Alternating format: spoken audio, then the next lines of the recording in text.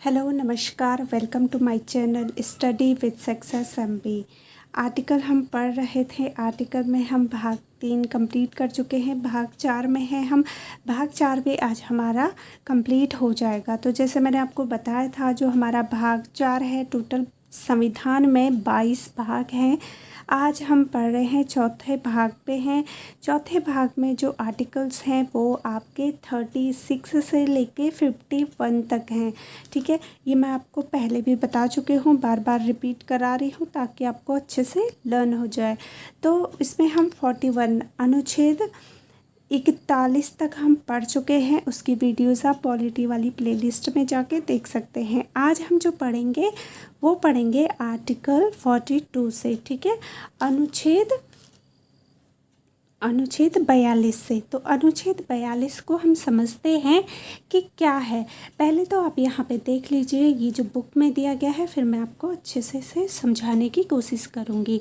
देखिए, अनुच्छेद 42 में है काम की न्याय संगति और मानवोचित दशाओं का तथा प्रसूति सहायता का उपबंध। ठीक है, तो इसमें क्या समझे आप। आर्टिकल जो 42 है ना, अनुच्छेद 42, वो कहता है मनोचित जैसे हम इसकी अगर मैं आपको समझाऊं, काम की न्याय संगति और मानवोचित दशाओं का।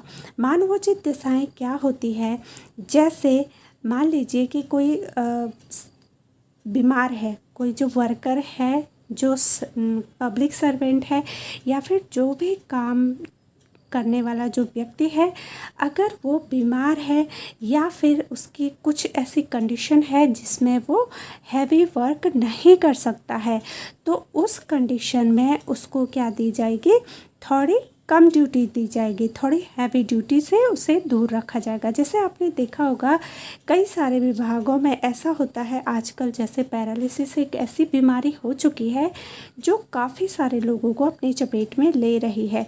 तो इसमें क्या होता है, अगर कोई किसी भी जॉब में है, अगर उसे जॉब के दौरान ऐसा कुछ होता है कि उसे मान लीजिए कि पैरालिसिस का अटैक हो गया, तो वहाँ पे क्या होगा, एक तो उसे जब तक वो थोड़ा सा उसकी कंडीशन ठीक नहीं होती, तब तक उसे क्या दी जाती है, छुट्टी दी जाती है, और थोड़ा बहुत जो भी पे होता है वो भी दिया जाता है।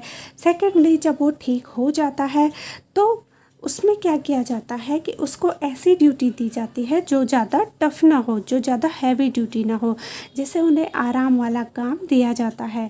तो वही इसका मतलब होता है कि काम की न्याय संगति और मानवोचित दशाओं का।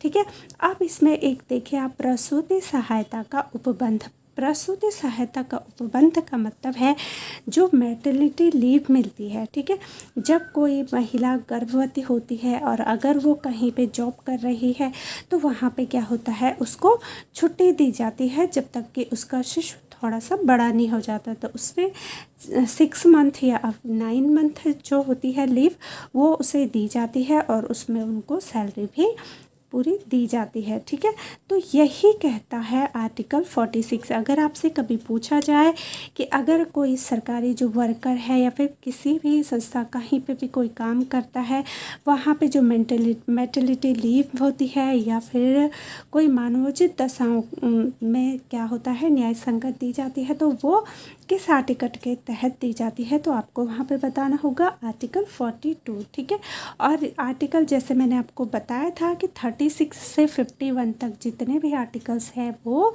राज्य द्वारा क्या होते हैं, दिए जाते हैं। ठीक है, और इसमें आप क्या नहीं कर सकते हैं, कहीं पे भी कार्रवाई नहीं कर सकते हैं, ये दिया गया है आर्टिकल 37 में।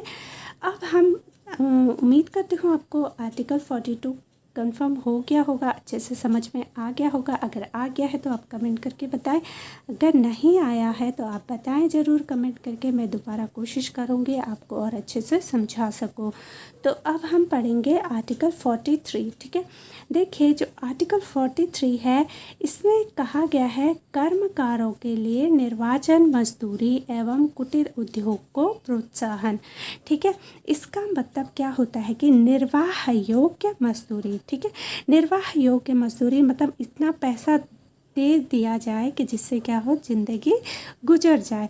तो इसमें भी क ख है। मैंने आपको बताया था जहाँ पे भी क ख आए तो वो क्या होता है, बाद में ऐड किया जाता है। ठीक है, जहाँ पे भी आपको क ख दिखे आर्टिकल्स में, इसका मतलब वो क्या किया गया है, बाद में उनको ऐड किया गया है।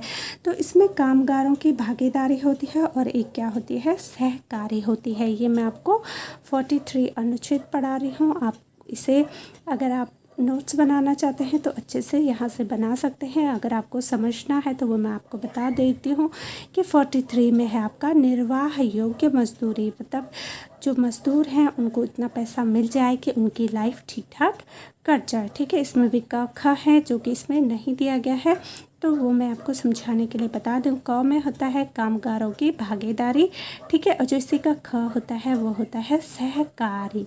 ठीक, तो ये हुआ हमारा आर्टिकल 43। अब हम आर्टिकल 44 देखें अगर, तो नागरिकों के लिए एक समान सिविल संहिता। ठीक है, इसमें बताया गया है जो भी नागरिक हैं, जो हमारे देश के नागरिक हैं, जो हमारे राज्य के नागरिक हैं, तो उनके लिए क्या होगा, एक समान सिविल संहिता होगी, किसी में भेदभाव नहीं होगा।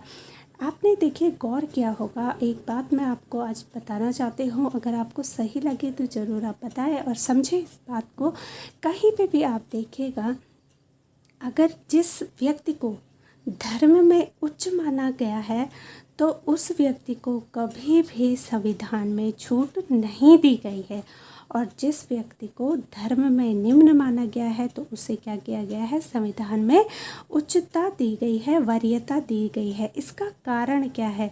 इसका कारण ये है कि अगर कहीं पे कुछ लोग धर्म के मामले में पीछे रह जाते हैं, जैसे आपने देखा होगा जो SC ST के लोग होते हैं, तो उनको जो धार्मिक होते हैं, जो धर्म की अगर बात करें तो धर्म में उनको उतनी वैल्यू नहीं दी जाती है। तो इसीलिए यही देखते हुए संविधान में क्या किया गया, उनके लिए थोड़ी जगह दी गई, ताकि अगर वो लोग वहाँ पीछे रह जाते हैं तो उन लोगों को यहाँ से थोड़ा सा उठाया जाए, थोड़ा सा उनको यहाँ से आगे किया जाए, ताकि जो हमारा राज्य है, जो हमारा देश है, उसमें क्या रहें, सब समान रहें। लेकिन देखिए इसमें क्या होता है, जो आर्टिकल 44 है कि नागरिकों के लिए एक समान सिविल संहिता होती है, तो कहीं जगहों पे तो ये लोग क्या करते हैं, जो आम नागरिक होता है वो इसमें अपनी भलाई देखते हैं, और अपनी भलाई के लिए वो क्या करते हैं, जहाँ पे उनका फ़ायदा होता है वहाँ पे वो उसी को लागू कर देते हैं। जैसे मैं बताना चाहूँगी, कहीं पे अगर कोई मुस्लिम और हिंदू की बात है, तो हिंदू के अगर संविधान की बात करें तो वो उतना सख्त नहीं है जितना कि अगर मुस्लिम का देखा जाए, तो वहाँ पे जो दंड मिलता है वो थोड़ा हाई लेवल का होता है, वहाँ पे ज़्यादा बड़ा दंड मिलता है अपराध करने पर। तो मुस्लिम लोग कई मामले में ऐसा होता है कि जहाँ पे उनको लगता है कि हमारे कौम में हमें बड़ा दंड मिलेगा, तो वहाँ पे वो कहते हैं कि हमें संविधान के तहत क्या किया जाए, दंड दिया जाए, क्योंकि उन्हें मालूम है कि संविधान में इसका दंड थोड़ा कम होता है। लेकिन वहीं पे अगर बात आती है 3 तलाक की, तो वहाँ पे वो लोग कहते हैं कि वहाँ पे उनके जो नियम हैं उसके मुताबिक चला जाए, क्योंकि यहाँ पे क्या होता है, जो पुरुष होते हैं, महिलाओं के लिए तो उतना सही नहीं है, लेकिन जो पुरुष होते हैं वहाँ पे वो चाहते हैं कि वहाँ पे संविधान के जो नियम कानून है वो ना लागू हो, बल्कि उनके जो कौम के, जो मुस्लिम धर्म के जो उनके नियम हैं वो वहाँ पे लागू हो। तो ऐसा नहीं करना चाहिए। अगर आप संविधान की मानते हैं तो हर मामले में आप संविधान को वरीयता दें, और अगर आप अपने धर्म की मानते हैं तो हर मामले में आप अपना धर्म दें। वैसे ही हिंदुओं में भी होता है, ऐसा नहीं है कि मुस्लिम जाति में ही है, हिंदुओं में भी यही है। जहाँ पे धर्म की बात करती है तो जो पंडित लोग होते हैं या फिर जो उच्च कोटि के, जो उच्च जाति के होते हैं, तो वो लोग बिल्कुल मंदिरों में जाएंगे, जनेऊ, पूजा अर्चना सब करेंगे। तो वहाँ पे जो SC ST होता है वहाँ पे उनको वरीयता नहीं दी जाती है। तो हिंदू चाहता है, अगर धर्म की बात हो तो हम ऊपर रहें, और जहाँ पे अगर संविधान में छूट दी जाती है SC/ST को तो वहाँ पे सभी लोग विरोध करते हैं कि इनको छूट नहीं देनी चाहिए। तो बैलेंस हमेशा बना के रखें, हर चीज़ को समझना चाहिए। अगर किसी को छूट दी है तो क्यों दी है, उसके पीछे कुछ रीज़न है, ठीक है। तो ये है आर्टिकल 44। अब हम आर्टिकल 46 को थोड़ा समझेंगे कि अनुसूचित जातियाँ, अनुसूचित जनजातियाँ और अन्य दुर्बल वर्गों में शिक्षा और अर्थ संबंधी हितों की अभिवृद्धि, ठीक है। जो अब तो खैर सभी लोग काफ़ी अच्छे स्तर तक पहुंच चुके हैं, चाहे वो SC/ST है या फिर वो OBC है या फिर जनरल है, कोई भी है। अब सभी लोगों में क्या है, शिक्षा का ज्ञान है, सभी लोग पढ़ रहे हैं। लेकिन कुछ टाइम पहले की अगर हम बात करें तो जो लोग थोड़ा कमज़ोर थे, दुर्बल थे, जो कम जाति के थे, तो उनमें क्या था, थोड़ा शिक्षा का अभाव था, और उनकी जो थोड़ी आर्थिक जो स्थिति होती थी वो भी उतनी सही नहीं होती थी। तो इसमें उनके हितों के लिए रखा गया है। जैसे अनुसूचित जनजातियों को कुछ % छूट दिया जाता है, जो दुर्बल वर्ग के होते हैं शिक्षा और अर्थ संबंधी हितों की क्या है, इसमें अभिवृद्धि की जाती है आर्टिकल 46 में, ठीक है। तो जो आर्टिकल 46 है ना, इसमें क्या था कि 6 वर्ष से कम, ठीक है, 6 वर्ष से कम का जो बच्चा होगा, जो शिशु होगा, तो उसके क्या होगा, स्वास्थ्य का ध्यान रखेगी राज्य की सरकार है, ठीक है। राज्य जो स्टेट है वो क्या करेगा, 6 वर्ष से कम का जो शिशु होगा उसके हेल्थ का ध्यान रखेगी, और जो 6 वर्ष से 14 वर्ष तक का कोई बालक है तो उसका क्या, शिक्षा का ध्यान रखेगी। तो ये आर्टिकल 46 के तहत है। तो अगर आप बुक से डेफिनेशन देखें तो ये है, लेकिन अगर आपको समझना है कि है क्या, इस जो ये शब्दों से बनी हुई एक डेफिनेशन है, इनके अंदर छुपा क्या है, तो वो मैं आपको डिटेल में ऐसे बता के आपको समझाना चाहती हूँ, ताकि आपका सारा जो भी डाउट्स होते हैं वो क्लियर हो जाए। अब हम आर्टिकल 47 देखें तो 47 क्या है, पोषाहार स्तर, ठीक है। पोषाहार स्तर और जीवन स्तर को ऊंचा करने तथा लोक स्वास्थ्य का सुधार करने का राज्य का कर्तव्य है, ठीक है। पोषाहार और किसका कर्तव्य है, राज्य। कर्तव्य की अगर बात आती है तो सभी लोग सोचते हैं कि भाग 3 होगा, जो कि मैं आपको भाग 5 होगा, अभी बाद में पढ़ाऊँगी। तो कर्तव्य ये आर्टिकल आप देख सकते हैं कि आर्टिकल किस में है, ये 47 में है, जो कि भाग 4 है। और इसमें आपको ध्यान रखना है कि जो राज्य होता है, ठीक है, राज्य का कर्तव्य होता है, किसका कर्तव्य होता है, राज्य का कर्तव्य होता है पोषाहार स्तर। पोषाहार स्तर क्या है, देखिए जो गरीब होता है, जो व्यक्ति गरीब है, तो उसको थोड़ा सा क्या देना है, पोषाहार देना है। जैसे आंगनबाड़ी के तहत आप देखते होंगे कई चीज़ें दी जाती है बच्चों के लिए, राशन मिलता है, भोजन मिलता है, और प्राइमरी में भी अब खाना है, फलाहार है, कहीं पे एग मिलते हैं, एग वगैरह बच्चों को दी जाते हैं, क्योंकि वो लोग गरीब हैं, और वो अगर घर में देखें उनकी कंडीशन तो वो ये चीज़ें नहीं खा सकते हैं। तो उसका भी जो पोषाहार है कि ताकि बच्चों में जो पोषक तत्व हैं उनकी कमी ना हो, तो उसका जो ध्यान रखेगी वो कौन रखेगा, राज्य रखेगा, और ये राज्य का क्या है, कर्तव्य है, ठीक है। तो ये है हमारे आर्टिकल 47 में। अब हम आर्टिकल 48 की अगर बात करें, अनुच्छेद 48, तो ये है कृषि एवं पशुपालन का संगठन। देखिए कृषि एवं पशुपालन का संगठन, अगर जो लोग कहते हैं ना कि गौ हत्या होनी चाहिए या नहीं होनी चाहिए, तो वो आर्टिकल 48 को अच्छे से समझ लें, ठीक है। जो अनुच्छेद 48 है हमारा, इसमें क्या कहा गया है, कृषि एवं पशुपालन का संगठन, ठीक है। तो 46 हो गया, 47, 48 में क्या है कि गौ हत्या पे प्रतिबंध लगाया गया। क्यों लगाया गया गौ हत्या पे प्रतिबंध, क्योंकि जो पशुपालन है, जो गाय है, वो हमें क्या करती है, वो आर्थिक रूप से क्या करती है, हमारी मदद करती है, वो आर्थिक रूप से हमारे लिए अच्छी साबित होती है। कौन, दुधारू गाय। तो इसमें जो संविधान है उसमें लिखा गया था कि जो भी दुधारू गाय है, जो हमारे लिए क्या करती है, जो हमारे लिए व्यापार या फिर जो हमारे आर्थिक स्थिति को मजबूत करती है, तो उसका क्या करे, उसका कोई भी हत्या नहीं कर सकता है, ऐसा आर्टिकल 48 में लिखा गया है। और कृषि की अगर हम बात करें तो जैसे आपने देखा होगा कि जितने भी ट्रैक्टर अगर कोई ख़रीदे, ठीक है, अगर किसी को ट्रैक्टर ख़रीदना है तो उसमें बहुत बड़ा इंजन यूज़ होता है। और अगर किसी को कार ख़रीदना है तो महंगा कौन आता है, ट्रैक्टर या कार?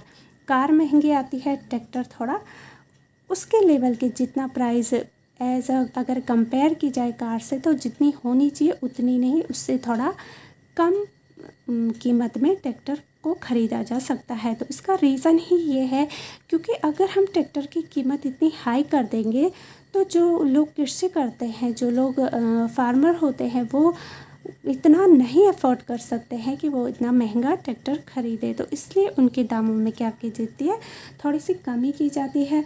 और जैसे कि हरित क्रांति है तो ये भी चलाया गया था, ठीक है। तो काफ़ी सारे ऐसी चीज़ें हैं जो कि कृषि एवं पशुपालन के लिए चलाई गई। जैसे आपने वन्य जीव अभ्यारण्य देखा होगा, वन्य जीव अभ्यारण्य होते हैं, ठीक है। तो ये भी क्या होते हैं, कृषि के लिए ही चलाए जाते हैं, पशुपालन के लिए, संगठन के लिए ही ये क्या करते हैं, मजबूती प्रदान करते हैं। तो आर्टिकल 48 में कहा गया है कि आप किसी भी ऐसी गाय, जो भी जानवर हैं, उनका आप क्या नहीं कर सकते हैं, उनकी आप हत्या नहीं कर सकते हैं, गौ हत्या नहीं कर सकते हैं।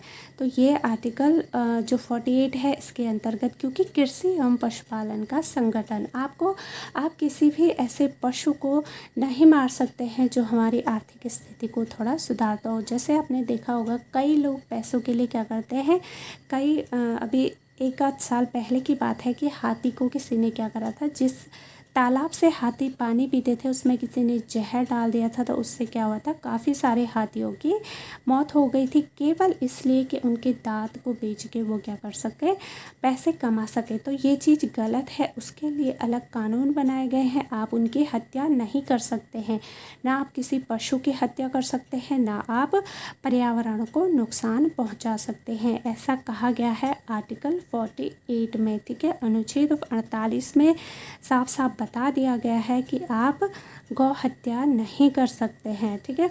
इसमें एक बहुत ही अच्छा एक टॉपिक है, कभी नेक्स्ट टाइम मैं आपको बहुत डिटेल में इसे बताऊंगी। अभी हम केवल आर्टिकल पे ध्यान देते हैं। अब देखिए आर्टिकल 48 का जो क है, ठीक है, क का मतलब जहाँ पे भी क आए ना आर्टिकल में तो समझ लीजिएगा कि वो बाद में ऐड किए गए हैं। तो पर्यावरण का जो संरक्षण है एवं संवर्धन और वन्य एवं वन्य जीवों की रक्षा, ठीक है, ये भी क में वन्य एवं वन्य जीवों की रक्षा। अब चलिए मान लीजिए कि कृषि में जैसे कुछ पेड़ ऐसे हैं जो फल देते हैं, ठीक है, वो तो हमारी कृषि में आ गए कि आम का फल नहीं काटना, सेब का नहीं काटना, क्योंकि उससे क्या हो रहा है, हमें बेनिफिट्स हो रहा है। लेकिन ये जो वन्य जीव है ना, वन एवं वन्य जीवों की रक्षा, तो इसके अंतर्गत क्या होता है कि कुछ पौधे ऐसे हैं जो हमें ना फल देते हैं ना फूल मतलब उससे हमारा व्यापार नहीं होता है। लेकिन अगर पीपल के पेड़ की मैं बात करूं तो वो हमें क्या देते हैं, ऑक्सीजन देते हैं। तो पर्यावरण का क्या है, इसमें संरक्षण है एवं संवर्धन है। जैसे पीपल का पेड़ हो गया या फिर नीम का पेड़ है तो वो हमें कुछ ऐसा नहीं, लेकिन उससे क्या होता है, कई सारी मेडिसिन्स बनती है, एंटीसेप्टिक, एंटीबायोटिक, काफ़ी सारे वो उसके क्या है हमारे लिए यूज़ हैं। तो हम उन का भी क्या नहीं कर सकते हैं, पर्यावरण को हम क्षति नहीं पहुंचा सकते हैं, हम वनों को नहीं काट सकते हैं। और जो जीव हैं जैसे बाघ होता है, टाइगर होता है, ये तो दूध नहीं देते हैं या फिर कहें तो इससे हम कोई व्यापार नहीं करते हैं। लेकिन फिर भी क्या है, जीवों की रक्षा करना भी क्या है, एक धर्म है और करना चाहिए, सभी को करना चाहिए। किसी को मार के कभी भी कोई भी खुश नहीं रह सकता है। इसलिए क्या जो 48 है कृषि एवं पशुपालन का, इसमें संगठन है और अनुच्छेद 48 का क है, तो उसमें क्या है, पर्यावरण का संरक्षण तथा संवर्धन और वन एवं वन जीवों की रक्षा। जो वन और वन जीव हैं तो वन अनुसंधान जो बनाए जाते हैं तो वो इसीलिए होते हैं, जितने भी राष्ट्रीय उद्यान हैं, ठीक है, और ये सभी क्या है, जैसे उत्तराखंड में राजा जी राष्ट्रीय उद्यान है, ये सब किसके लिए हैं, ये सब वन तथा वन्य जीवों की रक्षा के लिए ही बनाए गए हैं। ठीक है, तो ये है आर्टिकल 48। अब हम आर्टिकल 49 की अगर बात करें तो राष्ट्रीय महत्व के स्मारकों, स्थानों व वस्तुओं का संरक्षण 49 में कहा गया है। जितने भी हमारे राष्ट्रीय महत्व मतलब जो हमारे देश की एक पहचान के तौर पे जो जाने जाते हैं, जैसे देखिए ताजमहल है, तो ताजमहल की जो सुरक्षा है, उसका जो संरक्षण है वो कौन करेगा? राज्य करेगी। ठीक है, वहाँ की जो राज्य होगी तो उसको क्या दिया गया है? राष्ट्रीय महत्व के स्मारकों, स्थानों व वस्तुओं का क्या करना है? संरक्षण करना है। तो ये क्या है, हर किसी को होना चाहिए कि अपनी जो भी राष्ट्रीय धरोहर है उसकी वो रिस्पेक्ट करें, उसकी वो केयर करें। तो ये बहुत ही अच्छी बात होती है। और 49 में कहा गया है कि राष्ट्रीय महत्व के स्मारकों को और स्थानों व वस्तुओं का क्या करें? संरक्षण करें। जैसे कि कुछ वस्तुएं ऐसी हैं जो कि जैसे सोने की मुद्राएं कब चली थी, सबसे पहले किसने चलाई थी, वो चीज़ें सब संभाल के रखी जाती हैं। तो क्यों रखी जाती हैं? क्योंकि उनका क्या करना है? उन वस्तुओं का संरक्षण करना है। तो ये क्या है? आर्टिकल 49 है। इसमें राष्ट्रीय महत्व के स्मारकों को क्या दिया जाता है? महत्व दिया जाता है। जैसे लाल किला है, ठीक है, कई सारे ऐसे हैं जो क्या है? राष्ट्रीय महत्व के स्मारक है। ठीक है, तो ये आप ध्यान में रखें, आर्टिकल 49। अब हम अनुच्छेद 50 पढ़ेंगे। तो अनुच्छेद जो 50 है ना, ये है आपका कार्यपालिका एवं न्यायपालिका का पृथक्करण। इसमें क्या किया जाता है? कार्यपालिका और न्यायपालिका को 50-50 अलग किया जाता है। ठीक है, तो 50 में क्या है? 50-50 आप ऐसे याद रख सकते हैं। 50 जो अनुच्छेद 50 है, आर्टिकल 50 है, इसमें है कार्यपालिका एवं न्यायपालिका को क्या करना है? पृथक करना है, अलग करना है। और प्रश्न अगर पूछा जाए कि न्यायपालिका को पृथक किससे पृथक किया गया है, तो कार्यपालिका से किया गया है। कार्यपालिका बड़ा होता है, न्यायपालिका छोटी होती। कार्यपालिका इसलिए बड़ा है क्योंकि उसके अंतर्गत कई सारे डिपार्टमेंट होते हैं। पुलिस हो गया, मेडिकल हो गया, शिक्षा होगी, काफ़ी सारे डिपार्टमेंट होते हैं जो कार्यपालिका के अंडर आते हैं। और न्यायपालिका क्या होती है? न्यायपालिका में देखिए क्या होता है। कार्यपालिका में आपको एक उदाहरण देके समझाना चाहूँगी। अगर कोई पुलिस है, ठीक है, कोई एसआई है, उसने किसी को अरेस्ट किया तो कार्यपालिका में क्या होगी? कार्रवाई होगी। मतलब किसी को अरेस्ट किया, एसआई ने अरेस्ट किया, तो वो वर्क किसका था? कार्यपालिका था। अब जैसे मैंने आपको पहले के आर्टिकल में पढ़ाया था, जब किसी को अरेस्ट किया जाता है, गिरफ्तार किया जाता है, तो उसके 24 घंटे के अंतर्गत क्या करना पड़ता है? उसे न्यायपालिका के समक्ष खड़ा करना होता है, सशरीर उसे वहाँ पे प्रस्तुत करना पड़ता है। ठीक है, ये आपको करना ही करना है जो भी। तो ये आप समझ सकते हैं कार्यपालिका में क्या हुआ? कार्रवाई की गई। कोई एसआई था, उसने किसी अपराधी को अरेस्ट किया।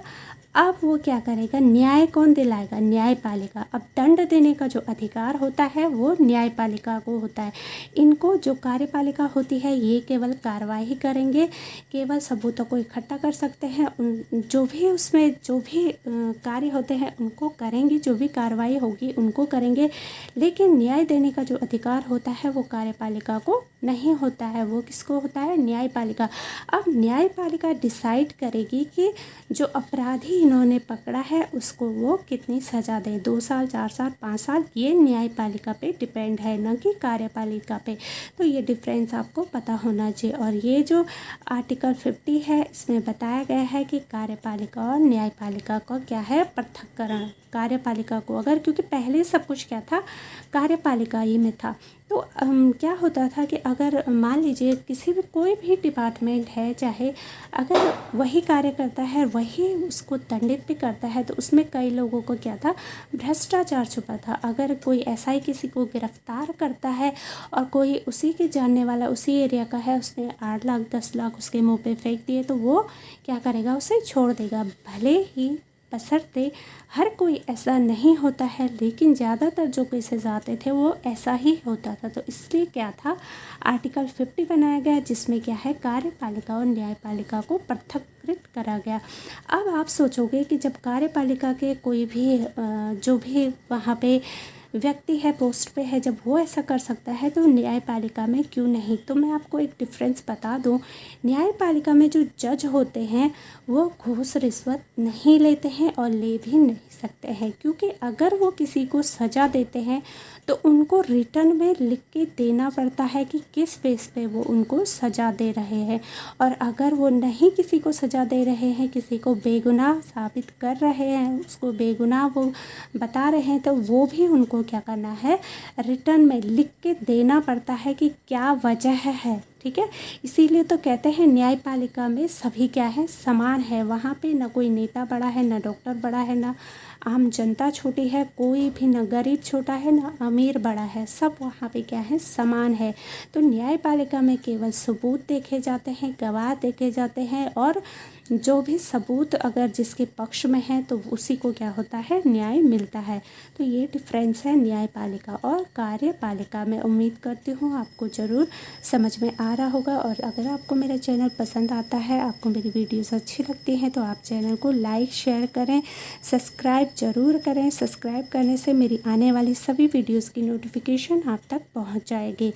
अब हम लास्ट जो आर्टिकल पढ़ेंगे भाग 4 का, वो है आर्टिकल 51। ठीक है, आर्टिकल 51, इसके बाद हम पढ़ेंगे भाग 5। ठीक है, टोटल 22 भाग हैं। अब हम भाग 5 पढ़ेंगे। अगर हमने भाग 5 पढ़ लिया तो हमने पॉलिटी 80% तक कर ली है। ठीक है, तो आप मेरे साथ हमेशा ऐसे ही बने रहना ताकि आपका भी नॉलेज बढ़े और मुझे भी आपको पढ़ाने में इंटरेस्ट आए। अब हम आर्टिकल 51 देखते हैं। तो 51 क्या है, अंतर्राष्ट्रीय शांति और सुरक्षा की अभिवृद्धि। अब आप कहेंगे अंतर्राष्ट्रीय शांति के तौर पे कैसे। देखिए, अंतर्राष्ट्रीय शांति, हमारा जो राज्य है, वैसे जो भारत देश है हमारा, वहाँ पे तो हमेशा ही शांति की ही बात की जाती है। ठीक है, तो इसका हमें ध्यान रखना होता है कि हम क्या करें, अंतर्राष्ट्रीय शांति और सुरक्षा की अभिवृद्धि करें। जो भी हमारे अंतर्राष्ट्रीय तौर पे अंतर्राष्ट्रीय मुद्दे होते हैं, तो यहाँ पे क्या होता है, हमें शांति बनाए रखने की अपील की जाती है, ताकि हमारा, देखा होगा आपने, चाहे हमारा किसी भी देश से, चाहे वो यूएसए हो, चाहे वो पाकिस्तान को ही ले लें, पाकिस्तान से चाहे कितने भेदभाव हों, चाहे कितने लड़ाई झगड़े हों, लेकिन अगर वहाँ के प्रधानमंत्री या फिर वहाँ का राष्ट्रपति हमारे देश में आता है, तो हमारा क्या है, वहाँ पे हमारा कर्तव्य बनता है, वहाँ पे जो हमारा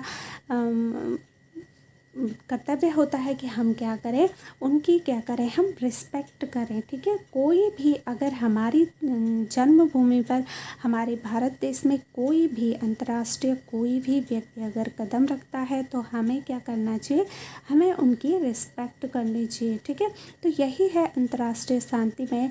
जैसे कि अगर चाहे वो चीन के नेता आए, कोई भी किसी भी देश के आए, अमेरिका के आए, तो आपने देखा होगा कि हमारे देश के जितनी भी फोर्स होती है सब उन्हीं की सुरक्षा में लग जाते हैं, क्योंकि यहाँ पे क्या है, आर्टिकल 51 है, और आर्टिकल 51 में कहा गया है अंतर्राष्ट्रीय शांति और सुरक्षा की अभिवृद्धि। अगर कोई हमारे देश में कदम रखता है, हमारे राज्य में आता है, तो उसकी सुरक्षा करना हमारा क्या है, धर्म है, वो हमारा कर्तव्य है, वो हमें करना ही है। ठीक है, ये आर्टिकल 51 में है कि कोई भी अगर हमारे देश में आता है, अंतर्राष्ट्रीय कोई भी, चाहे वो अमेरिका के आए, पाकिस्तान का ही क्यों ना कोई प्रधानमंत्री आ जाए, तो उसका भी हमें क्या करना है, सम्मान करना है, उसकी भी हमें क्या करनी है, रिस्पेक्ट करनी है। ये आर्टिकल 51 में कहा गया है।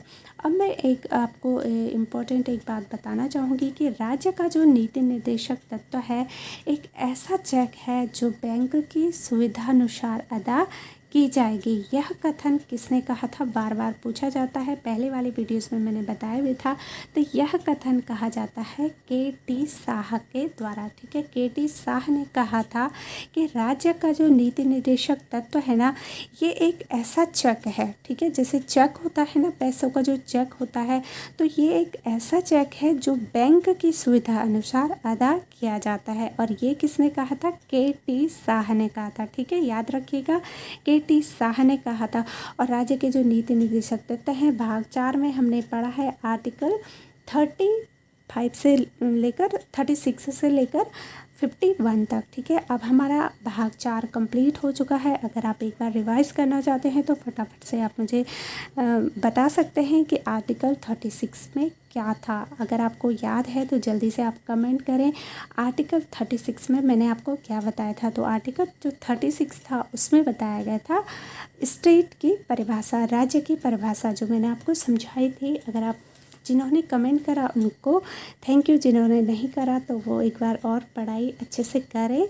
ठीक है, और आर्टिकल 37 अगर राज्य की जो भी सुविधा है अगर वो दे तो ठीक, अगर वो नहीं भी देना चाहते हैं तो हम उसमें न्यायपालिका में नहीं जा सकते हैं। ठीक है, तो ऐसे ही आप मेरी सारी वीडियोस देखते रहें और सारे आर्टिकल मैं आपको समझा चुकी हूँ। भाग 4 तक हम कंप्लीट कर चुके हैं। उम्मीद करती हूँ आपको समझ में सब आ गया होगा।